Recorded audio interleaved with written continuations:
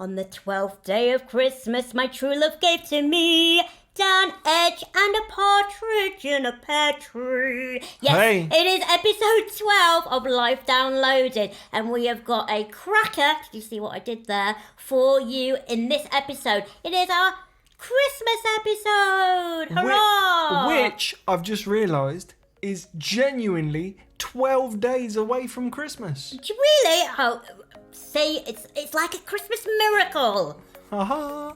And, you know, as we do Christmas miracles here, we've brought you one of the best Christmas presents we could find because we are joined by the amazing Adam Pearson. Yay! This podcast. So listen after this musical interlude.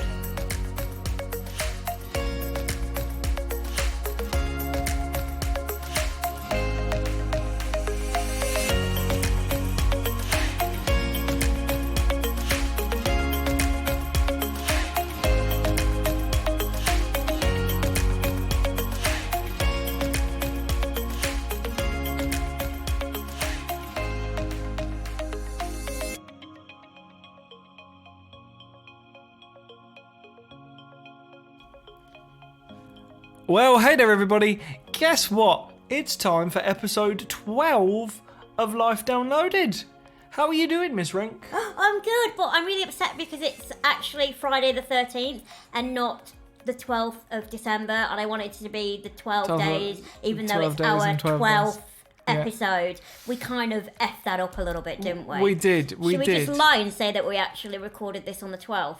Well, people will kind of know that we haven't now. Okay, but let's go back. And welcome to episode 12, recorded on the 12th, and it's the 12 days of Christmas. No, and I'm really well. I'm really well, apart from that epic failure there. That's all good. That's all good. But, guys, as much as it is Friday the 13th, this is probably the last time Sam and I will get together before Christmas. So this is officially the Christmas edition of Life Downloaded. Yeah, don't be too upset. Don't be too upset. We will be back in the new year, but I, for one, need a bloody break. Not a physical one, No. having brutal bones. Although I normally fracture around Christmas. I remember my bitch of a sister, she always used to open my Christmas presents. How dare she? Well, because I used to be in plaster. She's like, I'll open it for you, Samantha. My sister doesn't speak like that, but she does now. And do you know what my sister also used to do? She used to get my presents from under my parents' bed and show me what I got, and then said, act surprise on Christmas Day. Oh, wow. So Christmas was completely ruined for me growing up. It's amazing how normal and well-rounded I turned out. But today is special because not only are you and I here, Indeed. which is, winning all round, but we have a special guest. We do. We have, in fact, bought you an early Christmas present here at Life Downloaded. We are bringing you Hollywood royalty, no less. Man famous for film, television, Brad Pitt? documentaries.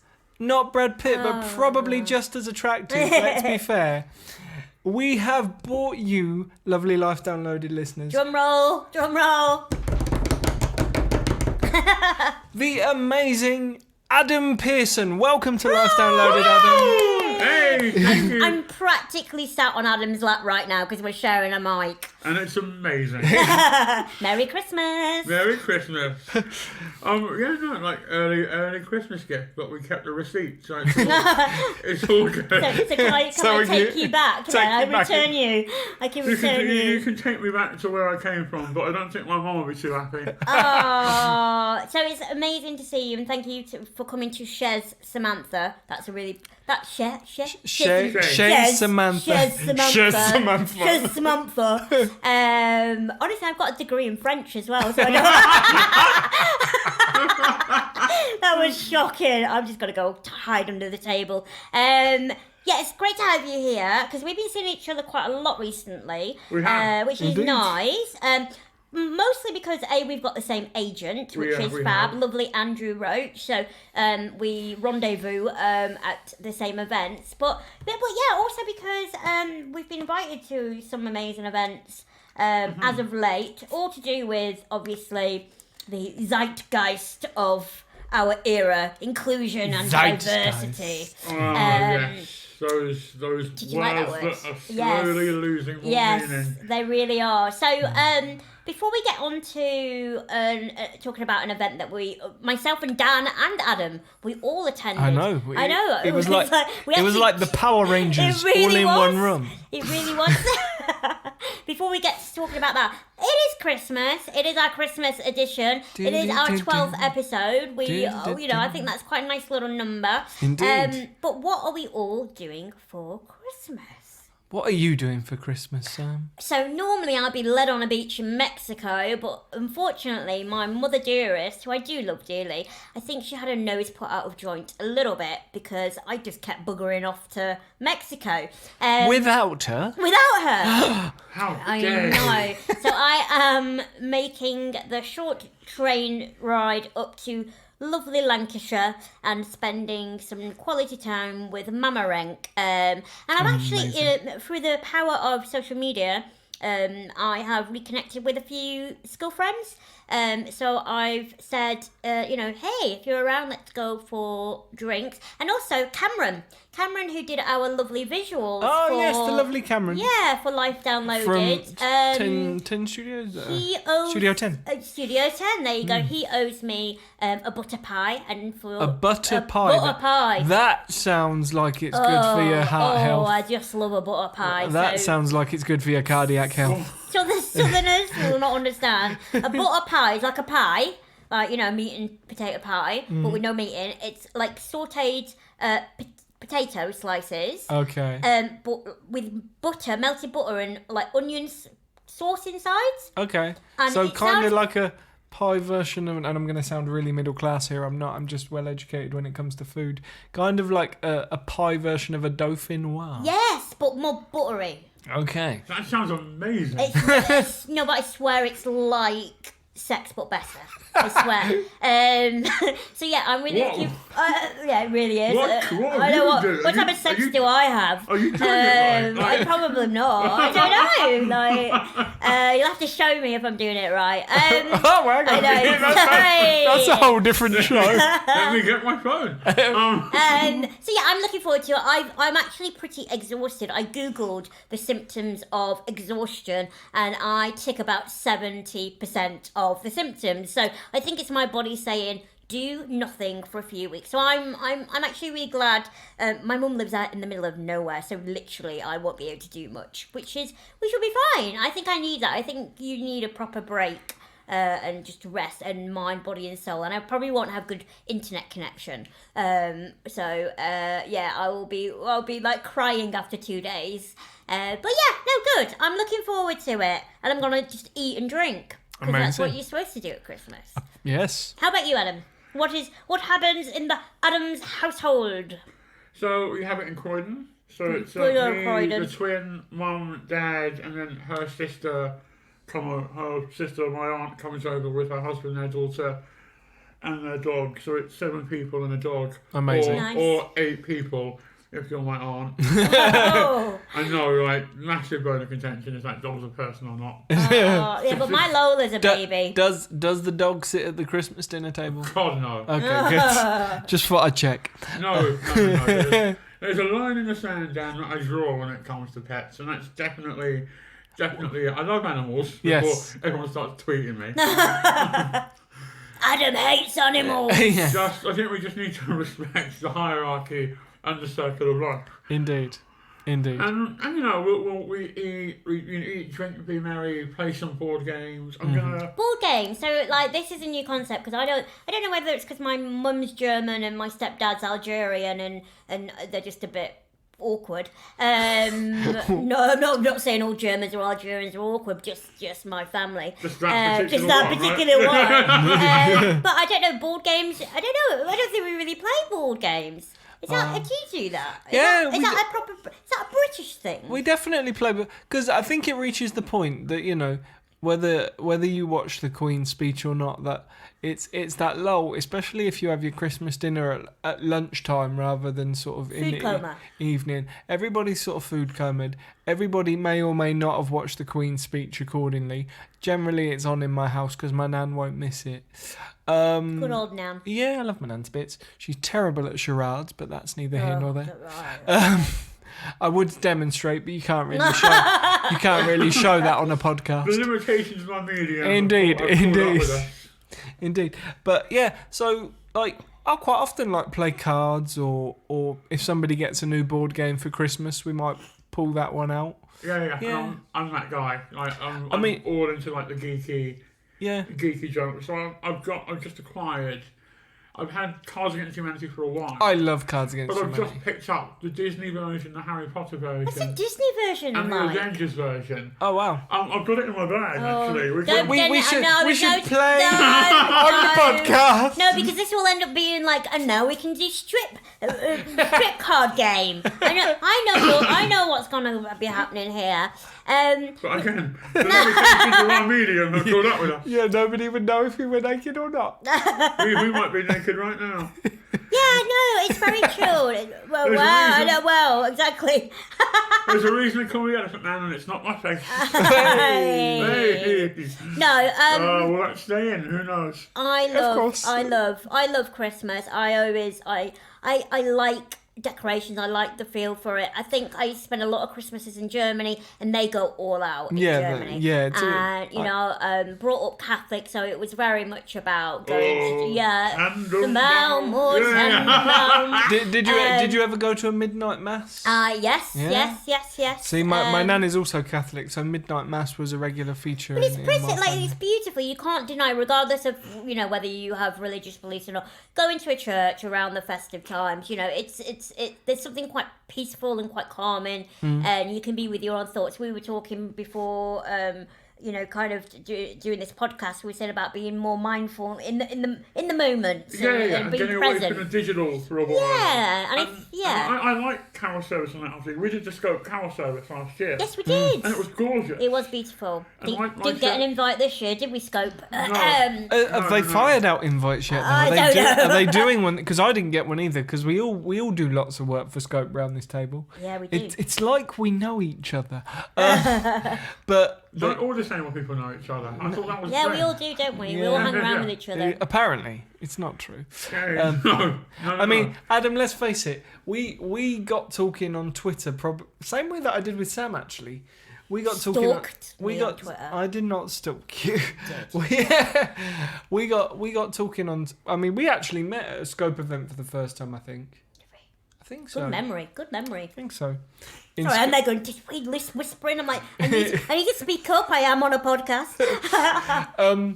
But yeah, Adam, you and I sort of exchanged and liked each other's tweets for a bit, and we've actually tried for months to get into the same room, and like over the last couple of months, we keep bumping into each other. Yeah, it's like I can't get rid of you now. It's just this weird. Do you regret it now? No, not at all. Not at all. And we've been aware of each other for quite a while, because before I kind of did the whole on-screen kind of malarkey, I was in production, kind of behind the scenes, on Channel 4's The Undateables. Yes. And didn't we film with you for series? Yes, it wasn't a pleasant experience. No, You were The Undateables. He didn't make the cut. I filmed for the first series and told them to pull my footage. Oh, wow. Because it was that unpleasant. Oh, wow. Yeah. We Just to put it in context, The Undateables is a TV show that matches disabled people on dates, basically. With either disabled or non-disabled people. Yeah. And it's this first series was like a real learning curve for everyone, and I was there just to kind of make sure people weren't kind of ballsing up or saying offensive things inadvertently, and all that jazz. And then it got better, and then I stepped away. And now it's just it rolls on. I have very little to do with it now. I'm not entirely sure I like it as much as I do when I worked on it. I'm not entirely sure it's as good as it used to be. No, I mean, I'll be honest, because that's what this podcast is about. I am not a fan due to my personal experience. And if it had been me who was across you, I guarantee it would have been better. Indeed. Can I pry a little bit into that, Dan? You can. Because I can't stand the show, and that's No. my own reasons. And I know that a lot of parents have kind of challenged me because parents that have got particularly children with learning disabilities have challenged me because for them it's like watching a show like that, they see it as a beacon of hope, and it's quite cutesy, and I'm sure a lot of people who go on the show get something out of it, but for me I have just many issues with the whole premise of, right, you have a show for you people and you can't be included in other shows, so we'll segregate you. I don't know, and I know how cruel the wider society can be, and even if for the disability community it was a pioneering series, I know full well there'll be about 70% of people that will kind of see that and watch that purely to mock. Or there's car crash type TV. Yes. Yeah. Exactly. So that they're my views, but I really want to hear your experience because this is brand new information. Ah, well. I'm not dogging on my employers, like, by the way. No, and this is I will openly It's say. an important thing to throw out there. Indeed. Because people will hear this. Hopefully people who are involved with the show. Indeed. And this will be a learning experience. I mean, and a bit of loving. This is loving correction, isn't it? Indeed. This isn't a rant. Indeed. Yeah. And, I will openly say that I'd never crossed paths with Adam, so Adam had no influence on this or whatsoever. And Adam and I are firm friends. But, yeah, my agent rang me and said they were making the show. I was single at the time. And I went, yeah, why not? I might meet somebody nice. Was kind of the theory, more than the actual TV stuff. But because as the process went on, I was consistently questioned as to whether I was on the show to further my career as a performer or because I actually genuinely wanted to be on the show. And then the crew that I was working with would pitch questions to me when talking to camera in an extremely leading way. So I'm very open in the fact that I still live with family, in the fact that, I'm an actor, I'm broke, it helps me keep my overheads down, it's cheaper, it helps me out in terms of like PA type stuff because my family helped me out, it just makes sense for me. And this will tell you how long ago it was, so the show might be very different now because I was 27 at the time. You're a lot older now. I am. Just if you wanted clarification Yeah, on that. Thanks for that, love. You're welcome. Yeah, this is series 1. It was series 1. Of exactly. 10. Of 10, exactly. So that pretty much levels it out. And so I was asked, one of the questions I will never forget to this day is, all right, Dan, so you're 27, you love superheroes, and you live with your mum. Did they word it like that? Exactly like that. And I went, nope, turn the cameras off, not doing it. Because you're trying to lead that down a pathway, and that's not me, that's not fair, that's, Well, it's a generalisation, isn't it, really? Exactly. And it was pigeonholing. Exactly. But I think, I think all television, they've got their agenda. But that isn't even the best story. Go for it. This you'll love this one, Adam. I don't know if you heard this story. You might have done if you were working on it at the time. But because I am very much a superhero fan, they thought it might be a good idea to take me to London Comic Con to try and meet a woman at London Comic Con. Now, trying to meet somebody at a con is generally crazy anyway because there's thousands of people. Trying to meet somebody with a con while somebody's walking behind you with a TV camera going, yeah, I'm looking for a date is even more crazy. Yeah. Right? So, and I'm not the natural kind of guy that can just walk up to a woman I find attractive because I am straight, which is important for this story. I thought you were just laying that on the table. No, it's important for this story. Well, I'm off home. I know. Sorry, lads. And better luck next time. So, yeah, it's complicated enough as it is. And so, and I'm not the type of guy to randomly walk up to a woman and be like, I think you're really good looking. Do you want to go on a date? It's not how I work. Do you know what I mean? Yeah. And that's kind of what they wanted for TV. They wanted me randomly walking up to women and being like, do you want to go on a date? Wasn't really hacking it. So the crew that were with me said, how about we talk to people first, let them know what's going on, and then if they're up for talking to you, because they see you from a distance, we'll bring them over. And I'm like, yeah, all right, we'll try it that way. So there is a trend at Comic Cons called cosplay. Yes. And this is where I love cosplay. you love cosplay, right? So That doesn't surprise me in the slightest. I know, right? for those that have never heard the term cosplay before, it's basically where people dress up as their favourite characters from comics, movies, whatever games, whatever genre they're into when they go to conventions like this. So obviously there's a bunch of people cosplaying all the way around the convention, and there's somebody cosplaying as Harley Quinn, which has been made famous by Margot Robbie, but it was the more traditional comic book Harley Quinn in the full Jester's outfit rather than Margot Robbie's Harley Quinn from Suicide Squad with the baseball bat and the I know what that is. Yeah, see, you Yay! know what that is. So, I'm tracking with you. yeah. So in the comic books though, she traditionally wore like a full Jester's outfit. Yeah. So they talk to this Harley Quinn, and this Harley Quinn comes over, and they've obviously sort of pitched it, and I start talking to this Harley Quinn, and when I'm asking questions, I'm not getting a vocal response back. They're just sort of nodding and smiling, and I'm like, well, that's a bit strange. And then I clicked in. It wasn't a man, was it? It was. Did they do it on purpose, or did they get that wrong? I have no Oh my idea, goodness me. but all fair play to the dude. He wants to cosplay Harley Quinn. All power to his elbow, no question. Yeah. But I'm a straight man looking for a date, and the producing crew have just brought me over a guy dressed as Harley Quinn. I really hope that was a genuine ignorant mistake, and if not, that was a poor grasp at trying to get, a sensational piece of television, wasn't it? Really? Yeah. Runners.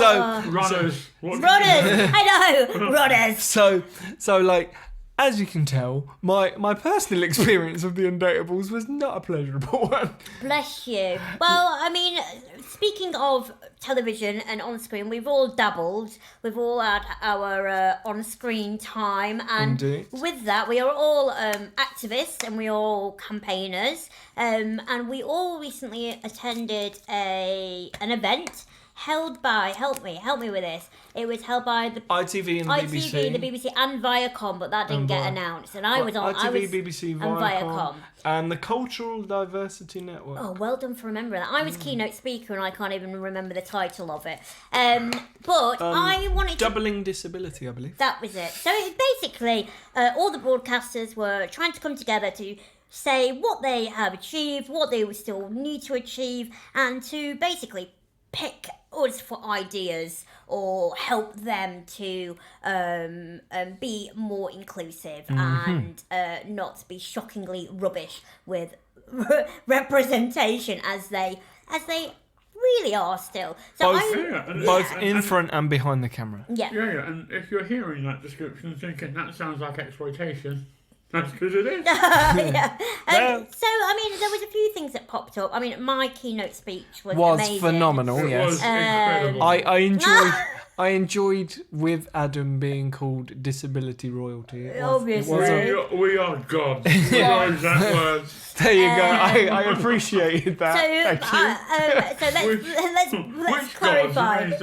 Indeed. Let's clarify. So Dibs on Hades, no. I repeatedly get simmer down, boys. I feel like I need to do a teacher thing with you. I repeatedly get told that my profile isn't big enough, and a lot of other disabled people do the same. But my argument is it's a vicious cycle. If you're not going to give us opportunities, and if we can't go to stage school because the bloody stage school isn't accessible, how are we going to get a big profile? Yeah. Apart from if you are maybe a young YouTuber, and hats off to you, but not everyone has that skill or wants to necessarily go down that route to create content that will get you that platform. So that really annoyed me because, I've been at this for a good 8 years now, like really slogged away at it. And for someone to go, oh, well, your profile's not that big enough. Well, actually, amongst the disability community, a lot of people know who I am. You know what I mean? And a lot of people know who Dan is. A lot of people know who Adam is. And that's where I said, on stage that, to that section of the community, we are, I was being like, facetious, but we are like gods. Obviously, I'm not. What is it when you blasphemous? Yeah, I'm not blasphemous. Sorry, anybody. Not blasphemous or narcissistic. But it was. I was trying to make a point. Just because non-disabled people are so ignorant to our community doesn't mean that we are a nobody. So that really rattled my cage. And to add insult to or salt to the wound, there was a TV program that I got put on. I really enjoyed it. I was supposed to be back on, and then I heard it was like complete silence, and the reason was because my profile's not big enough. They didn't want to get me back on. And then right at the end of the event, they actually played my my appearance on this particular TV show. Oh yes. As a shining example of how inclusive they are. They are. Yeah. Is this program called Tight Men? Or Yes. Is it something a bit further away? Something a bit. Yeah. It's Yeah. opposite to Tight It's not Men. called Tight Men. It's not No, called it's Tight not Men. called Tight Yeah. Men. Okay. But I just wanted to. There was a lot of talk about something called a passport. Yes. Dan, do you want to explain what a passport system is? I was in the room. I got no fucking idea. You were Okay. asleep in the corner, weren't you, Adam? So basically, this is probably really technical and boring, so I will try and sum it up as succinctly as I can. But essentially, between the broadcasters, both for on-screen and off-screen talent, the industry is looking at developing a passport system for those of us with impairments, because we all have different requirements and adjustments. So, in turn... I'm sorry, Adam's trying to open a chocolate under the table, trying not to make noise. So if you do hear a rustling, that's what that is. Will you hurry up and eat it? Because Danny's explaining something really important. Continue, Dan. Stop it! It's going to be one of those podcasts. Oh my gosh. Essentially, the You idea... knew when you asked me on here. Yeah. Let's not make out this is news to anyone. I'm losing the will to live a little bit here. Dan, continue, my precious little bean. Oh. Yeah, so essentially, everybody with impairments has different requirements to help them perform to their best at work. Whether it be ramps for wheelchairs, whether it be different keyboards, whether it be having a PA, everybody's got different requirements. Rest breaks or rest breaks. working remotely, you know. All those kind of wonderful, reasonable adjustments. And the idea of the passport scheme is that we fill out this passport once, and then we take it to wherever we go, rather than having to explain ourselves for 3 hours every time we go. And it is a somewhere working new. document, so if your needs change, you can add to that. And Yeah. so the premise is fine, and it's great because, like you said, you don't have to constantly repeat yourself, and it's so frustrating, having to go to a GP and say what your condition is. Although I quite like it because most of them just pretend they know what I'm talking about, but they don't. They don't have a Scooby, So yeah. that's great. I do worry though. A lot of people don't necessarily want to disclose their disability. No. Purely out of fear of discrimination. So I think the passport is, a nifty little initiative, but we need to really start off of combating bias and prejudice Indeed. within the workplace, more so. Unconscious or otherwise. Yeah, unconscious. Exactly. What did you Yeah. think of the passport? I like it. I think it's a good idea. I have a lot of other issues with it, much like you two as well. And the idea is to make the workplace kind of accessible for people with disabilities. My first question is, why isn't it already? Yeah. Because if you make somewhere accessible for disabled people, you make it accessible for everyone.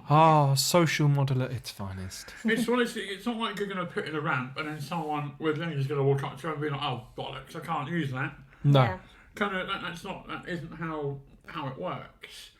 and it's all in kind of the execution and how do we combat, as you say, that unconscious bias, because you're not legally obligated to declare your disability. No. On the And nor should equal ops you. forms. Nor should you. But we used to have really good kind of things in place, like with the old 2-tick system. If you met the minimum criteria for the person spec, you were guaranteed an interview if you were disabled under the 2-tick system. And the 2-tick system was gone and been replaced with disability confidence. And I think disability confidence, when you drill down into it, outlines the massive gap between confidence and competence. Yeah. And I want in landscape, particularly in the media where we are, that's disability competent. I don't care how confident you are. Kind of Joey Essex is confident. Kind of Caroline Flack is confident. Though competence is a completely different thing. Yeah. And if she wants to tweet me from prison, she can go right ahead. So yeah, I like it as an idea, but how it's executed and put in. Did you not think though? So this is a whole day of different people talking from different broadcasting institutions.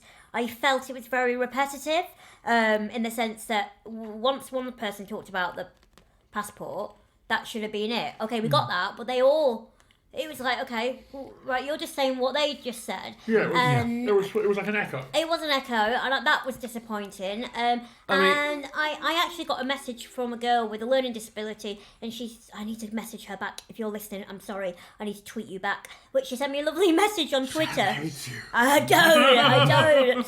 I'm just really, really forgetful. But she said that my talk was the most comprehensive to understand for her. Yep. I didn't use too much technical jargon. No. That's just because I'm a bit, I can't be bothered, you know what I mean? But that, even that, like, I thought, yeah, that's true. That's true. Even the way they delivered a lot of what they were saying. I was even looking at the PowerPoints. I tried to make mine as big as font as possible and do it on a black screen instead of a white screen. White on black is always better. Yeah. As a person, white on black is always... Yeah. Always the better form. And it's always done like kind of Times New Roman, which is an awful font. I do Cosmic Sans. I try to do. That's apparently supposed to be nicer. But just little things. I loathe Comic Sans. Oh no, I'm sorry. No. Is that because it's harder to see, or is it you just don't like it? No. There is. When I used to work at the BBC, my first job was in diversity with the editorial execs, so dealing with kind of on-screen portrayal and getting disabled talent and putting together databases. And there was one agent who used to send all her emails. She doesn't do it anymore. They don't do it anymore. In Comic Sans on a grey background. Oh wow. Really? That's about as accessible as wow. Yeah. But it just also looks super juvenile. Yeah, it does. It does. Maybe that's why I like it. Then why did you leave? Then why did you leave them? I don't know. I don't make me feel guilty. It looked pretty. That's why I choose most things. It was pretty.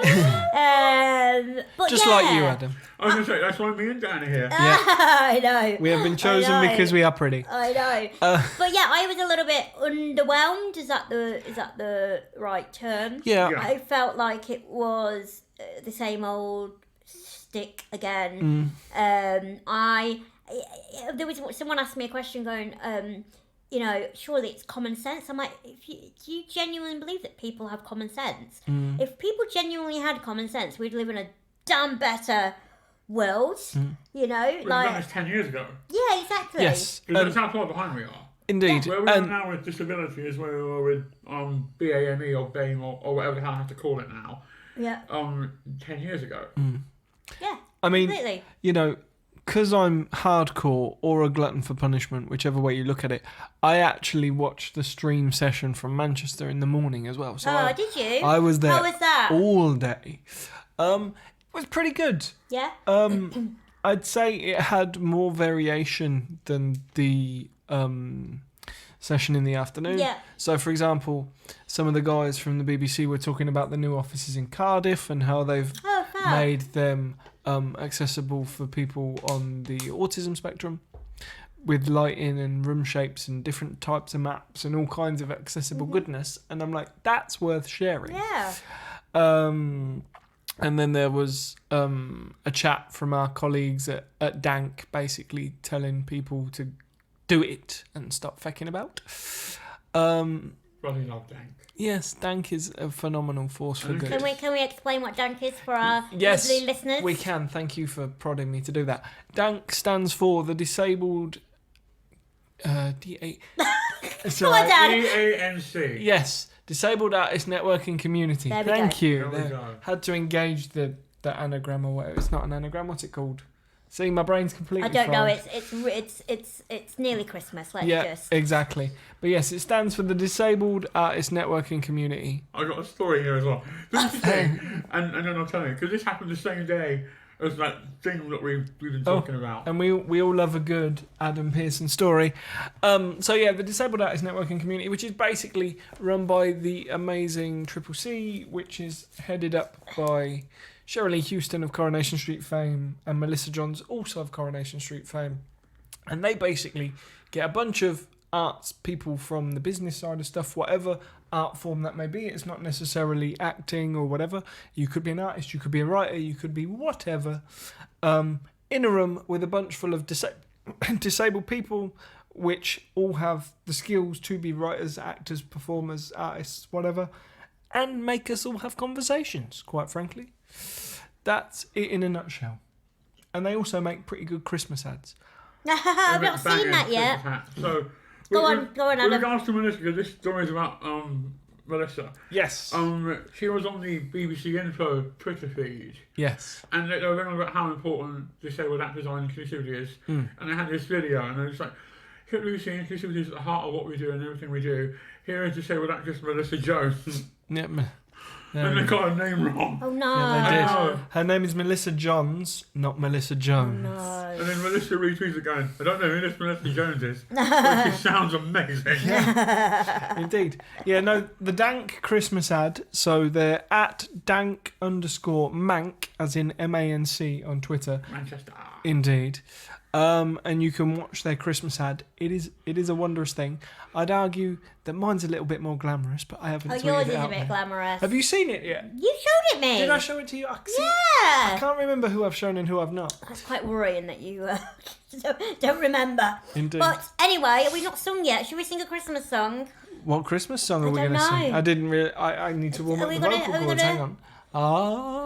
What are we going to sing, love? Ding dong merrily on high. I And I don't know the I words. really don't know the words to many. I know like maybe the first verse of most songs, and that's it. And I Basically like the whole of England when it comes to the national anthem. Everybody knows a couple of lines. But that's what I'm like. That's what I'm the like. whole thing, like, Do you? yeah, You God need to save get our out more, gracious babes. queen, long live our noble queen, God save the queen, You- send her victorious, happy and glorious. Oh, wait, Long look, to reign over us. look, we're running out of time, Adam. Come on now.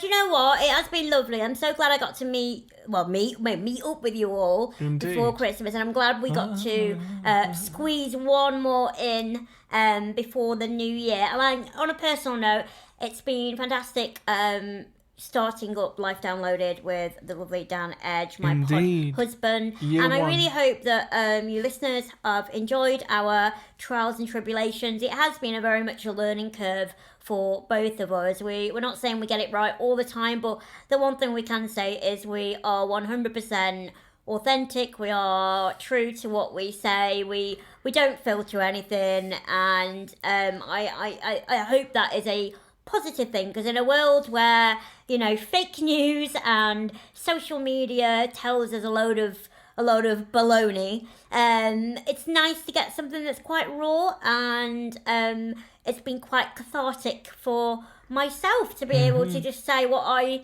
really wanted to say, because it doesn't happen that often in our industry, does it? We've got to be a little bit tight-lipped, Grateful. and grateful, For small mercies. because if you piss people off in the industry, they might not book you again. And I've got an expensive lifestyle, so You should see her Christmas decorations. I know. Even her cat, Lola, has a Christmas stocking. I am Yeah. staring at it right now. She does. She's got more than that. I'm going to buy her a sofa in the new year. So So a little pink one. On that note, I would like to say a massive Merry Christmas and Happy New Year to not only my pod husband Dan, but to the lovely Adam for coming here, and also to all our fantastic and loyal listeners and all our new listeners. So Merry Christmas, Happy New Year. We will see you bright and bushy-tailed in the new year. In 2020, everybody. If I don't drink myself to death over Christmas, that is. But yes, so a massive thank you. Dan, have you got any final little words? I'm not going to give Adam final words. He'll say something really rude. Dan? Just, thank you guys for listening, because if you weren't listening, we wouldn't be making the podcast. It's as simple as that. And you keep coming back and wanting to listen more, so we keep making it. I've stopped looking at the figures just because we quite enjoy it too. So yeah, just thanks for listening. Keep listening in 2020. As for Christmas songs, White Christmas hasn't got a lot of words. Do you know the words to White Christmas? No. Okay. Shall I sing White Christmas then? Last Christmas, I gave you my heart, but the very next day, you gave it away. Stop! Oh my God! You know what's just happened? Right, I've totally got to cut us off now. We love you. Merry Christmas. But before you cut us off, no. I apologise to anybody that until listening to this podcast has survived Whamageddon. We've just ruined it for everybody. What do you mean? I don't understand. No, it has to be the one-hand version. Oh, okay. That's all right then. Actually, the one-hand version that we're about to play. Okay, we're saved. Totally went over my head. Okay, right, this will be the final. Merry Christmas! Merry Christmas! I'm Dan Edge. That's Sam Rink. Thank you for coming, Adam Pearson. You're welcome. And we will see you all in 2020. Have a good Christmas, everybody. Enjoy.